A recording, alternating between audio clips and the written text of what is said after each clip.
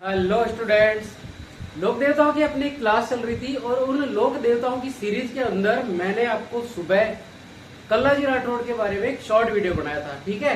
और बोला था कि पार्ट सेकंड भी अपन उसमें से करेंगे, ठीक है। और पार्ट सेकंड का वीडियो मैं बना रहा हूँ। अब इसमें हम देखेंगे, उससे पहले आपको वो वीडियो जरूर देखना है, क्योंकि अगर आप आधी नॉलेज रखोगे तो कुछ नहीं हो पाएगा, ठीक है। इसलिए फुल नॉलेज रखनी चाहिए।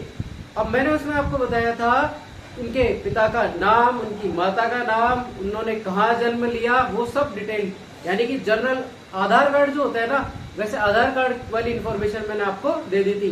आइए अब उससे आगे की जानकारी लेते हैं। उसके लिए पहले आप ये देखो कि 1567-68 ईस्वी के अंदर 1567-68 ईस्वी के अंदर चित्तौड़गढ़ दुर्ग के अंदर अकबर ने हमला कर दिया था, ठीक है। और उस हमले के दौरान जयमल राठौड़ संग्राम नामक की जो बंदूक है, और वो अकबर की बंदूक थी, उससे वो घायल हो गए थे। घायल मतलब उनके पैर पे लग गई थी और वो लंगड़े हो गए थे। इस कारण से वो युद्ध नहीं लड़ पा रहे थे।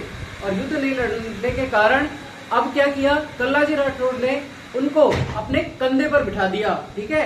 और उसके बाद में उनके दो हाथों में तलवार, वो और इनके कल्लाजी के हाथों में भी तलवार, इसलिए दो हाथ उनके जयमल जी के और दो हाथ कल्लाजी के।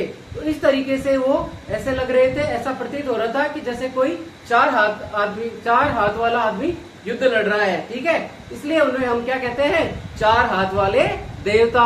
बड़ी रोचक स्टोरी है ना इसकी, ठीक है। पर स्टोरी अपन को याद नहीं करनी है। स्टोरी सिर्फ किस लिए होती है, अपने आंकड़े मजबूत करने के लिए, ठीक है। प्रश्न उस स्टोरी में से आते नहीं है, केवल हम टॉपिक को मजबूती देते हैं, ठीक है, ताकि टॉपिक इंटरेस्टिंग हो जाए। इसलिए स्टोरी कभी मत याद करना, ठीक है। अब आगे देखते हैं इनके बारे में चीजें। अब क्या हुआ था, 1567-68 ईस्वी में चित्तौड़ दुर्ग की रक्षा करते हुए ये शहीद हुए थे, ठीक है। कल्लाजी राठौड़ की छतरी कहाँ पर स्थित है, चित्तौड़गढ़ दुर्ग में भैरव पोल और हनुमान पोल के मध्य में स्थित है, ठीक है। इंपोर्टेंट क्वेश्चन है, ऐसे आएगा। मुख्य पीठ इनकी कहाँ पर स्थित है, रनेला चित्तौड़गढ़ में। अन्य मंदिर कहाँ है, डूंगरपुर जिले के सामियाना गांव सामलिया गांव में कल्लाजी की काले पत्थर की मूर्ति स्थित है, जिसमें अफीम चढ़ाई जाती है।